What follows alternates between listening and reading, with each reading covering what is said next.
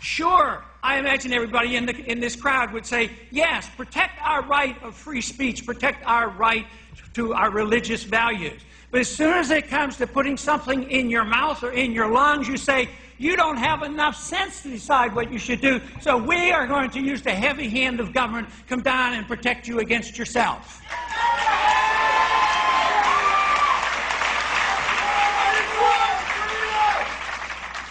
But we have gone a long way from the dictates of the Constitution. The Constitution, of course, says that only under declaration of war can we go to war. But we're in perpetual war now in every country in the world. It's going to last a long time until we go bankrupt. That is what I believe is happening.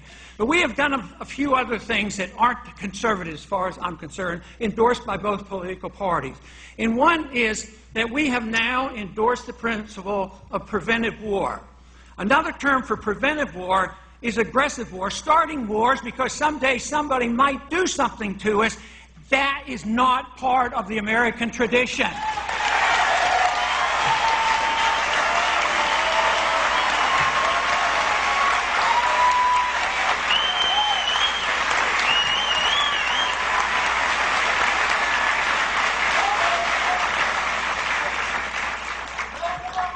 Just last week, there was a hearing on the Hill, and the subject of assassinations came up. And the administration was there, and they explained that, yes, they indeed do endorse the idea of assassination. And then they were asked, would you endorse the idea that we have the obligation to assassinate American citizens? And the answer is yes, they do. They claim that they have the right to assassinate American citizens. Now, what are the conditions? Somebody in the administration, we don't know exactly who, makes a determination that that individual is a threat. And if he's a threat, then he can be assassinated. Now you say, well, he's probably a bad guy, and he probably is, the people they pick. They only have 3. But the principle is important. Someday there might be 6 or 8 or 10. What if that would have been the fact that Eugene's dad might have not have been put in prison? He might have been assassinated because he was a threat.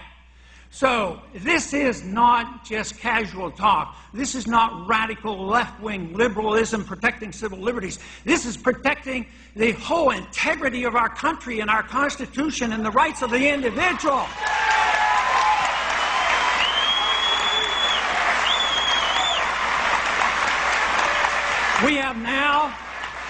We now have, as a country, have accepted the principle that habeas corpus is only worthwhile in a limited fashion. Some people don't deserve it. If they're designed as a threat, they can be held for unlimited time in detentions. It can be secret detention and still susceptible to torture. That is not what we're all about. We're much better than that. And we as conservatives have to realize that we have to bring this back together again. Good conservatives can believe that personal liberty is of the utmost value. We all probably more easily agree the free market is a good way to go, and yet we still have a lot of people who have to reject the notion of regulations and benefits and bailout for Wall Street and the Federal Reserve System and paper money. All these things have to be worked in. But there is nothing wrong with you being a conservative and saying the Republican conservative tradition, not too long ago, as recent as year 2000, we won elections by saying we shouldn't be the policemen of the world and that we shouldn't be nation building. And it's time we got those values back into this country.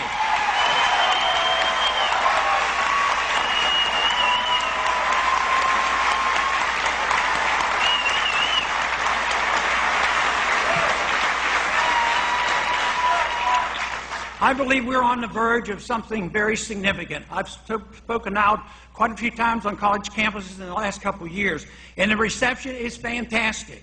And they want the whole package. They don't want bits and pieces. They want their personal liberty. They want their economic liberty. And they don't want dependency on the government because the government has failed and they know they're not going to get their Social Security. And they don't want perpetual war. They'll defend this country. I have more support from the military than any other one candidate during the campaign.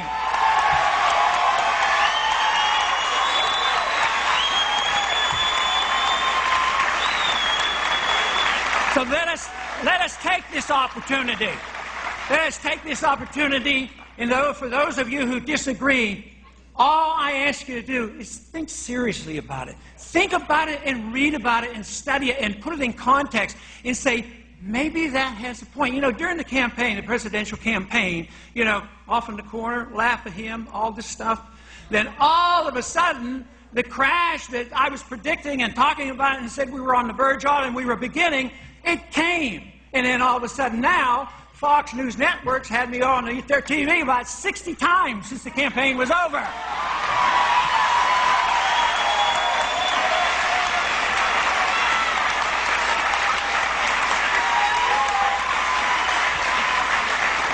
But let me finish by saying one reason why I really like this idea of bringing freedom together and why freedom works is I really think it brings people together. I do like different people to come together because freedom doesn't challenge people's personal values. They don't challenge their religious values. They only say, come together on your terms as long as you don't mess around with me. The one thing that, there are two rules that I have. One is that I want change, and I want a lot of changes, but I preach nonviolent change. I want resistance to the current system. But the other thing that I have to keep reminding myself, and I'll remind others, that in the process of us pursuing our goals, that we should remain tolerant. People who disagree with you or look different or have different views, we have to allow freedom of expression. That will bring us together. Otherwise, we can't win.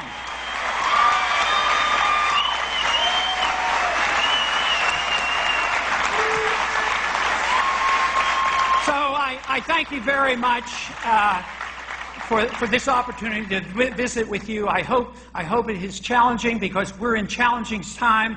But quite frankly, if we do the right things, we can pull out of the economic mess we have, and we can be better than ever. And I believe that's what this type of an organization and group of people coming together, because I know you want what is best for America. And if we work together and are a bit more tolerant, I believe we can achieve it. Thank you very much.